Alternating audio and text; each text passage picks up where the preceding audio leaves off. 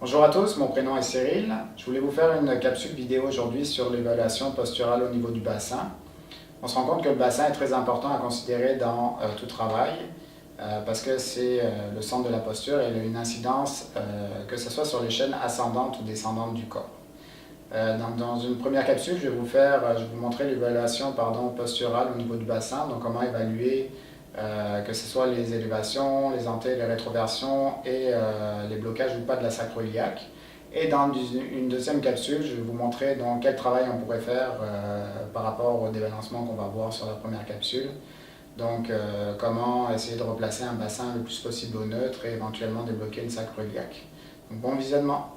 Ok, donc on va y aller avec l'évaluation de son bassin. Ce qu'on va demander à la personne en premier, c'est de faire 2-3 pas sur elle-même. Bien lever les hanches, bien les hanches plus haut. Ok, tu peux arrêter. Essaye de te tenir comme si tu te tenais debout dans un métro, admettons. On va y aller avec l'évaluation donc de ses iliaques. Comme point de repère, nous avons 4 points de repère principaux. Donc les épines iliaques, donc antéro-supérieures, postéro-supérieures, les épines pubiennes et la tubérosité sciatique. On peut prendre aussi les crêtes iliaques comme repère en option. Donc je vais aller avec son évaluation au niveau de son bassin. Donc au niveau de ses crêtes, je vois que la crête de ce côté est quand même plus haute que son côté droit. Je vais prendre au niveau de ses épines, antéro-supérieures. Pour moi, c'est plus haut de ce côté aussi. On va regarder au niveau de ses épines pubiennes. C'est un côté qui est plus sensible.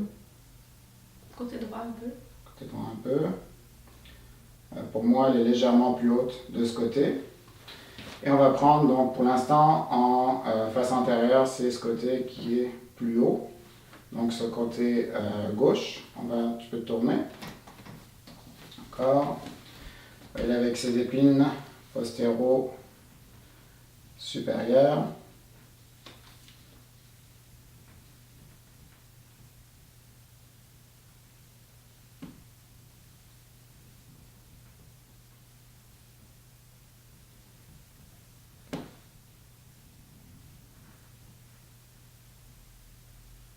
Okay, donc pour moi, toujours son côté gauche serait plus élevé par l'arrière. Donc ça nous parlerait d'une vraie élévation donc, du côté gauche. Tu peux te retourner vers l'avant.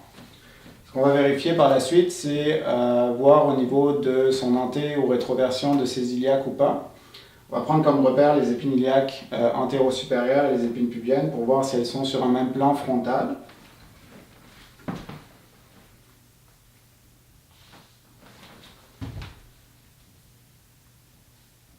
Donc là, ça nous parle d'une épine iliaque antéro-supérieure plus en antérieur, donc plus avancée que l'épine pubienne de ce côté-là.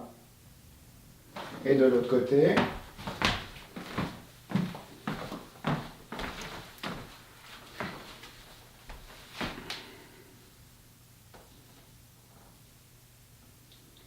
ça nous parle aussi d'une épine qui est plus avancée aussi de ce côté-là. Donc ça nous parlerait d'un bassin donc, de 2 iliaques qui sont en antéversion, donc en plus de l'élévation du côté gauche. Donc on va vérifier au niveau de son articulation sacro-iliaque pour voir s'il y a des blocages ou pas. Donc on va vérifier l'articulation sacro-iliaque supérieure et inférieure. Donc comme point de repère, ce que ça va nous prendre, c'est donc pour la supérieure, l'épine iliaque postéro-supérieure avec un processus épineux sacré. Et pour l'inférieur, ça va nous prendre la tubérosité sciatique avec la pointe inférieure du sacrum. Donc on va y aller avec la supérieure. Donc vas-y avec cette hanche, monte l'inflexion. Ok, redescends. Vas-y en essayant de te tenir un peu plus droit. Ok, c'est bon, tu peux redescendre. Donc là, de ce côté, l'épine iliaque postéro-supérieure devrait descendre dans le mouvement de flexion des hanches, donc amener une rétroversion au niveau de l'iliaque. Dans son cas, il n'y a pratiquement pas de mouvement, il y a même une élévation au niveau de l'iliaque, donc ça nous parlerait d'un blocage sacro-iliaque de ce côté. On va vérifier l'autre côté. On redescend. Vas-y, une autre fois. OK. Donc dans celle-là, ce qu'on veut voir, c'est qu'il y a une descente de l'épine iliaque postérieur supérieur, donc ça nous parlerait d'une articulation qui fonctionne bien. C'est sûr que le fait que son bassin soit débalancé, soit en élévation du côté gauche, ça a un impact certain sur l'articulation sacro-iliaque. C'est souvent la supérieure qui est problématique. On va vérifier quand même l'inférieure. L'inférieure, dans le cas d'une articulation qui bouge bien, ça ferait un mouvement de J. Dans une articulation problématique, ce serait une élévation, pareil que la supérieure. Donc on va vérifier. Ok. Celle-là. Ok, c'est bon.